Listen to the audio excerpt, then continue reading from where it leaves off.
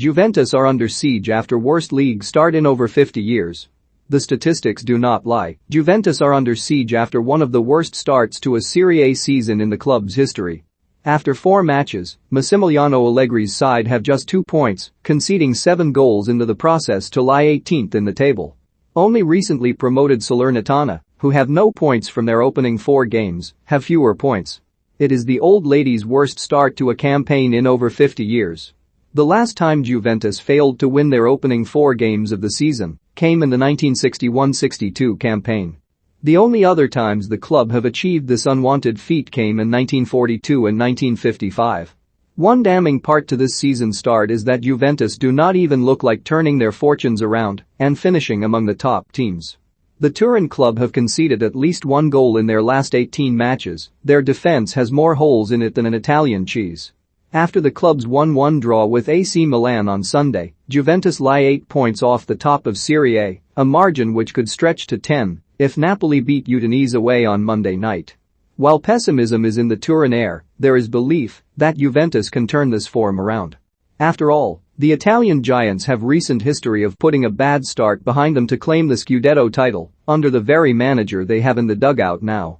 In the 2015-16 season, Juventus failed to win their opening 3 games and lay in 12th place at the end of October. But a run of 26 wins in 28 games saw them claw their way back up the table and Allegri's side were champions once again. But that was a squad with character. Mario Mandzukic was up front, Gianluigi Buffon was the main man in goal, Paul Pogba ran the midfield and Andrea Barzagli was the rock at the back. In this Juventus side, a single setback knocks the club into freefall and serious repercussions are on the way if Allegri cannot muster another comeback. Sportsmail looks at what is going wrong in Turin. No charisma. Allegri used to coach Juventus teams with a great deal of character. Rather than play like lions, the old lady players are taking the form of a scared rabbit. Juventus have dropped 7 points from winning positions since the start of the season, failing to hold onto their leads in 3 separate matches. This was the case in Sunday's draw with Milan, when a lack of personality allowed the Rossoneri to come back into the game after Alvaro Morata's 4th-minute opener. This is not just linked to Cristiano Ronaldo's departure to Manchester United, this has been a deep-rooted problem at Juventus for a long time. There is talk of a rebuilding process at the Turin club, and even though that applies to the quality of those playing, it also applies to the characters in the squad as well. More focus and attention to detail among the playing squad would have resulted in more points and a better league position for the old lady. In truth, only Giorgio Chiellini and Leonardo Bonucci have the charisma and the character to play for a top club like Juventus. The rest of the players lack personality and need constant reminding that they need to be at their best at all times. De Ligt out of sorts despite being the standout defender under the age of 23, Matthijs de Ligt cannot catch a break at Juventus. The young Dutch defender was snubbed against Milan on Sunday, with the experienced Bonucci and Chiellini preferred in his place. De Ligt is now likely to get a runaround away at Spezia in Juventus's next league game on Wednesday afternoon, but his long-term future in Turin is far from certain. The centre-back's agent, Mino Raiola, revealed this week that his client could leave the Allianz Stadium at the end of the season should he carry on going down this path. The 22-year-old is regularly clumsy in possession and is not trusted by Allegri at all. De Ligt should be in the form of his career, but is far from untouchable in a Juventus shirt. Allegri picking fights. Juventus boss Allegri does not feel that this poor start is his fault, and there's a good reason for that.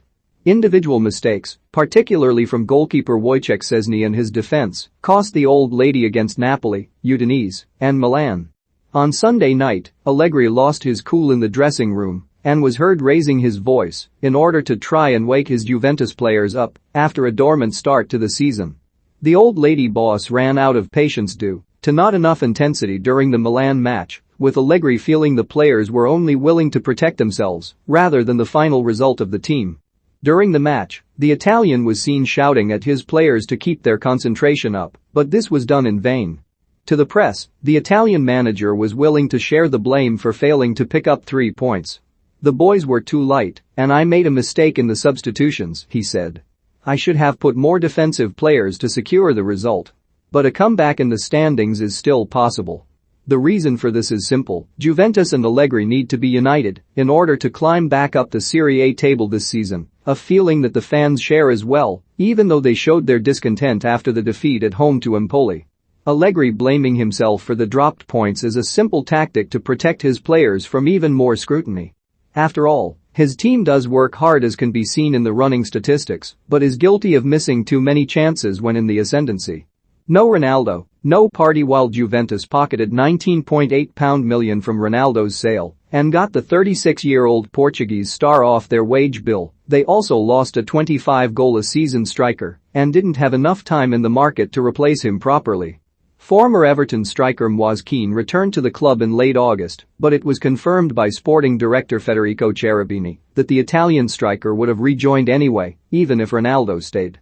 Alvaro Morata has begun the season brightly with 3 goals in his first 5 matches, including a quality solo goal against Milan, but his goal output is far from the level that Ronaldo brought during his 3 years in Turin. Analyzing it more closely, Morata reached the 50-goal milestone for Juventus on Sunday after 142 games. Ronaldo managed double that tally in just 134 matches. New striker Kean has yet to find the net in his first 3 appearances back at Juventus, and Paulo Dybala's deeper role means he is limited to just 1 Serie A goal since the start of the season.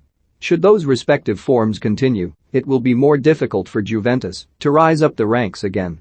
Ramsey continuing to flop. The damage Juventus are creating does not stem from this season, but a few years of poor planning and mismanagement.